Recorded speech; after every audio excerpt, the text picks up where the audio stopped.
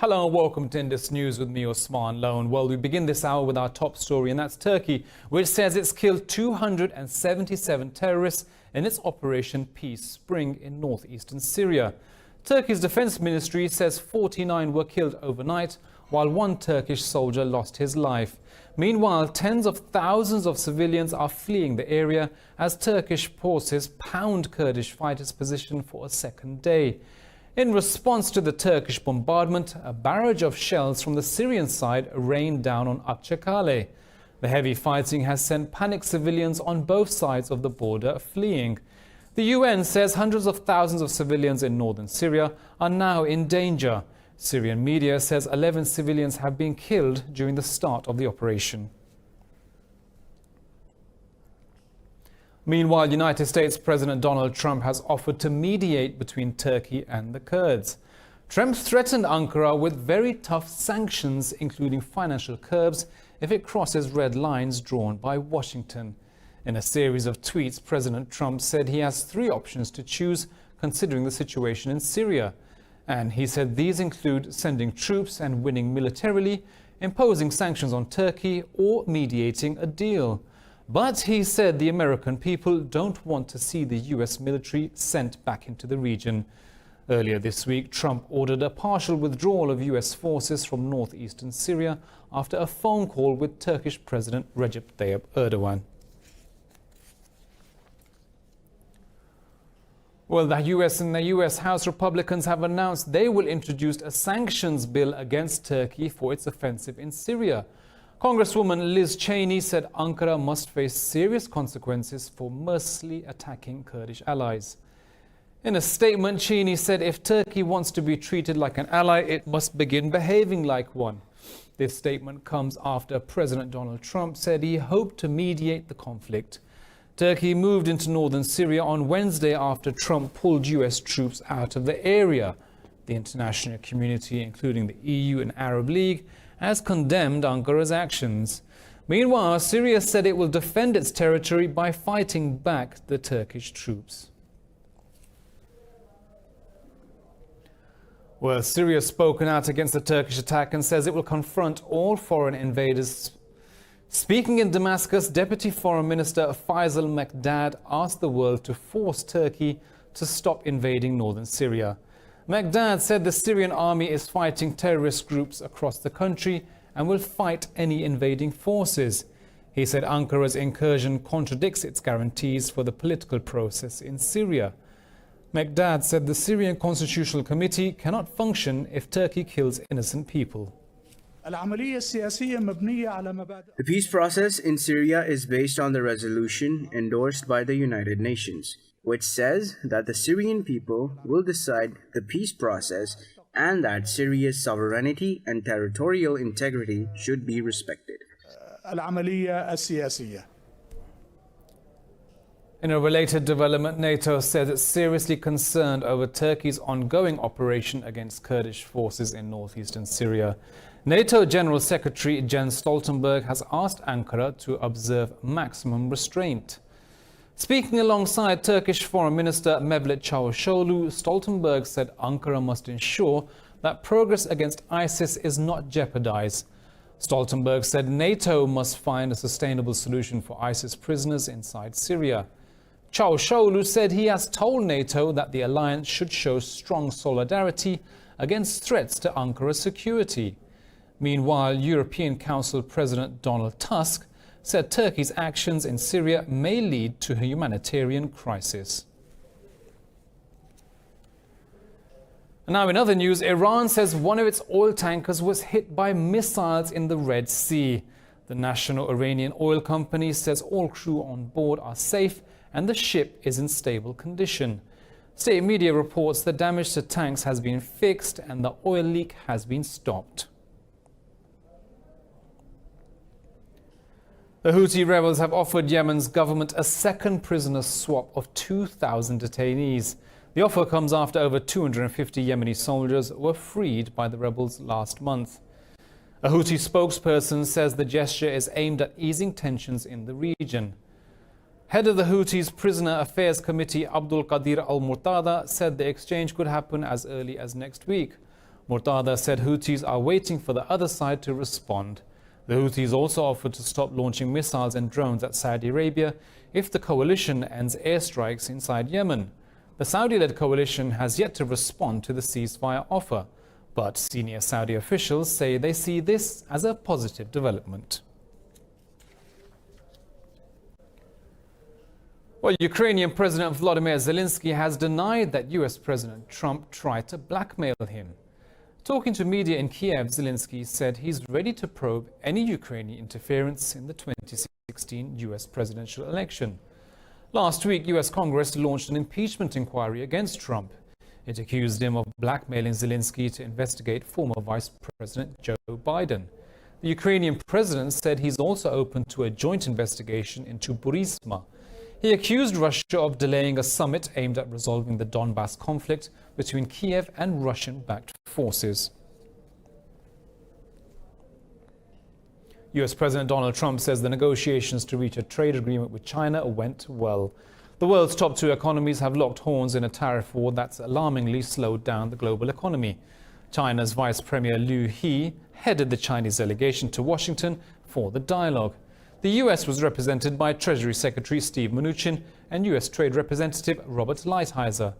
Talking to reporters after the talks ended, Trump said Washington had a very good interaction with the negotiators from Beijing. We just completed a negotiation with China. We're doing very well. We're having another one tomorrow. I'm meeting with the Vice Premier over at the White House, and I think it's going really well. I will say, I think it's going really well. China's President Xi Jinping has arrived in India for a two-day informal summit with India's Prime Minister Narendra Modi. The Indian media report that the two leaders will discuss the crisis in Kashmir. More in this report. President Xi Jinping and Indian Prime Minister Narendra Modi will spend 2 days together at a beach resort in Tamil Nadu. Informal dialogue is being held under the informal Wuhan process, which started 2 years ago after India backed down from a standoff with Chinese forces over the Himalayan state of Bhutan. Jinping and Modi are widely expected to discuss their long-standing dispute over the 3,500-kilometer India-China border. The two countries fought a 1962 war over the dispute, in which China prevailed over India. Last month, Chinese and Indian troops were involved in a standoff in Ladakh, a part of occupied Kashmir administratively separated from the valley by India on August the 5th. During a two-day visit to Beijing by Pakistan Prime Minister Imran Khan, China strongly endorsed Pakistan's position on Kashmir and India's illegal change to the occupied valley's constitutional status. This jolted New Delhi, delaying the formal announcement of President Xi's visit to India. During Khan's visit, some analysts expressed expectations that Xi would discuss the prospect for the reduction of tensions between India and Pakistan. Indian media reports published today also say the Kashmir and India-Pakistan tensions are expected to be one of the focal points of talks between Xi and Modi. The summit in Tamil Nadu will conclude tomorrow. Pakistan's Prime Minister Imran Khan says Kashmiris will never accept India's decision to revoke occupied Kashmir's special status. Addressing participants of a human chain formed in Islamabad to express solidarity with the people of occupied Kashmir, Prime Minister Khan said tens of thousands of Kashmiri people will take to the streets when India will lift the curfew in Kashmir. He said Pakistan will always support Kashmiris in their just struggle to achieve the right to self-determination. The Prime Minister went on to say that 8 million people of Kashmir are locked up for over 2 months. But the international media remains silent on the crisis in Kashmir. He said the international media continues to highlight the Hong Kong protests while ignoring Kashmir. The EU has warned that the UK is yet to come forward with a workable, realistic proposal for a Brexit deal. European Council Chief Donald Tusk said the time is practically up. But Tusk said there are optimistic signs that a Brexit deal can be reached. British and EU negotiators met today in a last-ditch bid to restart talks on an orderly Brexit. British Minister Stephen Barclay and EU negotiator Michel Barnier talked for 2 hours behind closed doors in Brussels. Meanwhile, Barnier said he had a constructive meeting with his British counterpart. Stephen Barclay said that he had optimistic messages exchanged during the negotiations. Well, we'll be back with more news from around the world right after this short break.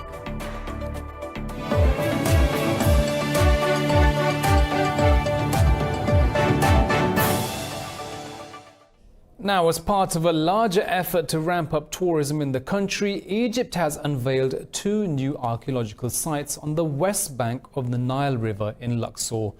Egypt's Ministry of Antiquities say the discovery is a 3,500-year-old industrial area, a first-of-its-kind collection of artifacts. More in this report. The mummy of Tutankhamun lies in the newly renovated tomb in Valley of the Kings, as visitors click photos for their dedicatory albums. The clay products, a water storage tank, 2 silver rings and inlays used to decorate royal coffins are also exhibited for the sightseers. Egypt's Ministry of Antiquities said the newly found industrial zone dates back to the New Kingdom's 18th dynasty, around 1300 BC. But this is the first time that you see an industrial area to serve the workmen who work in decorating the coffins, to a workshop for making all the furniture and the artifacts, and KV65. First time really to reveal many secrets for the first time about the West Valley. Hawas's team also uncovered a royal tomb that contained tools used in tomb construction. I believe that it is the interest of the mummy to be at the museum. I believe that this mummy must go to the Grand Egyptian Museum. It will set forth a great educational process. The discoveries are the latest that Egypt hopes will revive tourism business that has been hit by political instability. Now, the world-famous 2019 Nobel Peace Prize has been awarded to Ethiopia's Prime Minister Abiy Ahmed. Nobel Committee Chairman Berit Reiss-Andersen made the announcement today in Oslo. Abiy Ahmed has been awarded the award for ending a 2-decade-long conflict between Ethiopia and Eritrea. In the run-up for the awards were Sweden's climate activist Greta Thunberg and New Zealand's Prime Minister Jacinda Ardern. A total of 301 individuals and organizations have been nominated for the Nobel Peace Prize this year. In most of our tourist wanderings, we wonder how the places would have looked and functioned in their prime years. In Ethiopia, a palace that also served as a torture chamber under the communist regime will now open as a tourist attraction. More in this report. The palace compound in Addis Ababa, which Prime Minister Abiy Ahmed's government rebranded Unity Park, opens today. Abiy's office said on Twitter that the project symbolizes our ability to come together. Locals were fascinated to set foot inside a palace that had long been closed to the public. For us, it's like a government house, So it tells us now, when you enter into the palace, it tells you that we are getting somehow closer to our leaders. The restored rooms feature items like Menelik's sword and a life-size wax replica of former Emperor Haile Selassie. The palace is a culmination of the country's legacy and its culture. This park represents Ethiopia. As I've seen earlier from the beginning, it represents all cultures that Ethiopia has. So this represents Ethiopia. But the critics have dismissed it as a vanity project for Abiy that could prove divisive. They worry the palace could alienate ethnic Oromos whose ancestors were forced out of their lands.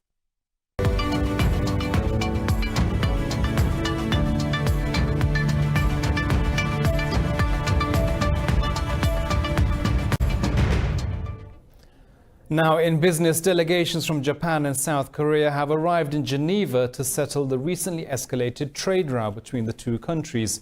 They're meeting at the WTO to solve a dispute over tighter export controls launched by Japan this year.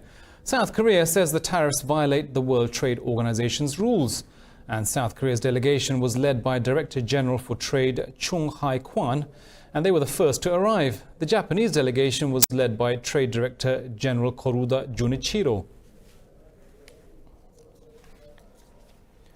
Well, ahead of the Tokyo Motor Show, Toyota Motor Corp unveiled a completely redesigned hydrogen-powered fuel cell sedan. Automakers are continuously faced with the monstrous challenge of producing fuel-efficient cars. More in this report. Japan's biggest automaker has been developing fuel cell vehicles for more than 2 decades. According to Toyota, the new Mirai model boasts longer driving range and carries a completely redesigned fuel cell stack that doesn't emit carbon dioxide. We didn't try to be different. We just designed a car based on how everyone would think it's cool and beautiful. That was our aim of our design. Its sporty redesign with longer wheelbase and lower slung chassis is a marked departure from the first generation Mirai. The new car also has a 30% improvement in driving range over the previous iterations, approximately 700 kilometers. We understand the Tokyo 2020 Olympic and Paralympic Games Organizing Committee are hoping to make hydrogen fuels a legacy. We'd like to take this opportunity to showcase this car. Costing consumers about 5 million yen, the original Mirai is one of 3 fuel cell cars available to consumers.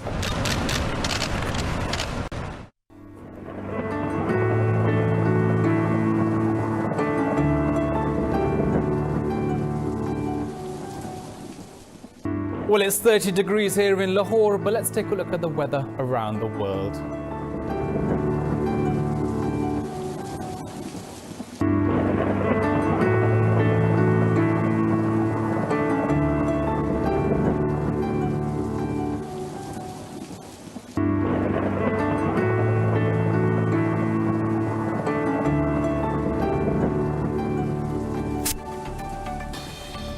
Well, that's all from me and the team here in Lahore, but we'll be back at the top of the hour with the headlines. Thank you for watching and bye-bye.